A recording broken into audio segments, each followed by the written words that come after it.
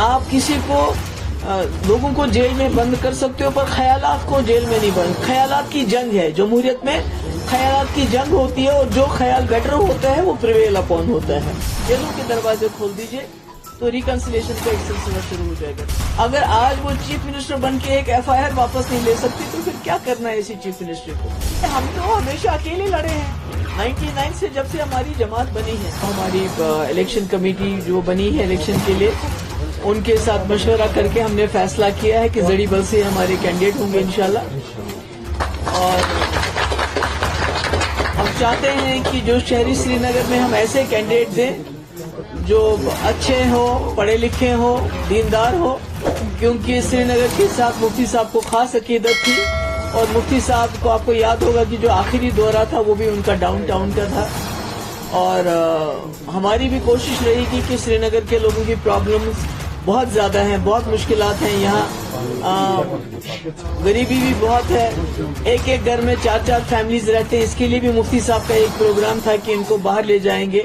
मगर हमारा अगर इंशाल्लाह हमारी सरकार बनी तो वी विल गो वर्टिकल, कि जहां हम बनाते हैं मैरिज हॉल्स बनाते हैं, दूसरी चीजें बनाते हैं, तो मैरिज हॉल्स के साथ साथ अगर हमें जगह मिलेगी तो हम बड़ी बड़ी बिल्डिंग्स बनाएंगे, फ्लैट्स बनाएंगे, जहां हम ये जो घर में जो उनमें कंजेशन है उसको दूर करेंगे। और शहरी श्रीनगर में बेरोजगारी भी बहुत है, गाँव में हमारा रहबर तालीम है, बाकी स्कीम्स है। कोशिश करेंगे श्रीनगर की जो मुफ्ती साहब का जो एक इरादा था श्रीनगर को लेके, उसमें मुझे लगता है गवर्नर साहब जैसे जो हमारे लोग आज ज्वाइन कर रहे हैं, ये भी हमें शहरी श्रीनगर को डेवलप करने में पूरा अपना रोल अदा करेंगे।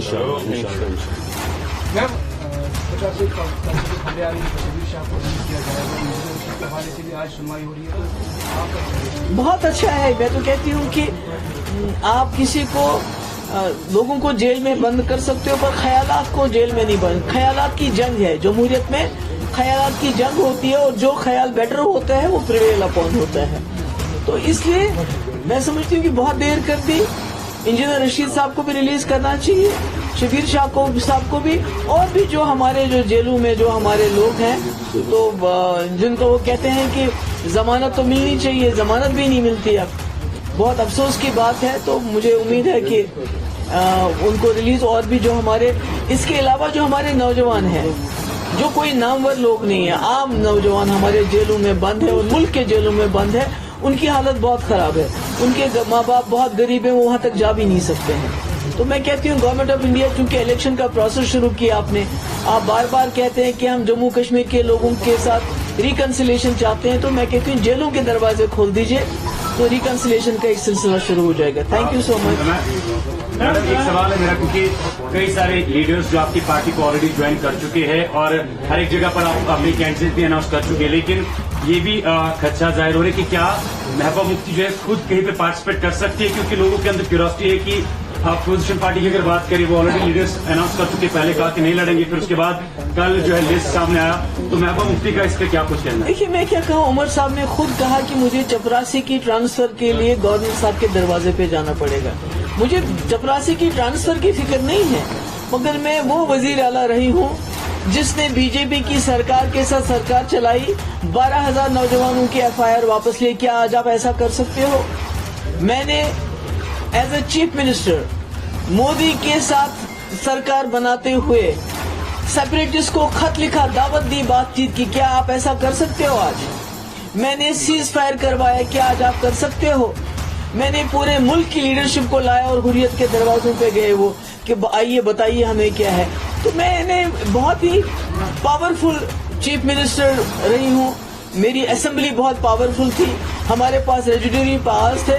तो आज खुदा ना खास्ता एक म्यूनिसिपैलिटी का इन्होंने शक्ल दे दी हमारी असेंबली को कि आप कोई कानून पास नहीं कर सकते हैं, बकौले उमर साहब आप एक चपरासी की ट्रांसफर नहीं कर सकते। मैं तो कहती हूँ अगर मेरे पास कल कोई आएगा कि नौजवान बेगुनाह बंद है उसको छोड़ना है, जब मैं उस नौजवान को नहीं छोड़ सकती हूँ जिसने 12,000 नौजवानों को FIR वापस ली, अगर आज वो चीफ मिनिस्टर बन के एक FIR वापस नहीं ले सकती तो फिर क्या करना है इसी चीफ मिनिस्टर को? कल जो डॉक्टर फारूक अब्दुल्ला ने अवंतीपुरा में बयान दिया है कि आर्टिकल 370 की बहाली को 100 साल लग सकते हैं, तो हाउ वुड यू रिएक्ट? नहीं देखिए, मैं तो फारूक साहब को आपने उनसे पूछना चाहिए था कि उन्होंने ऐसा क्यों कहा।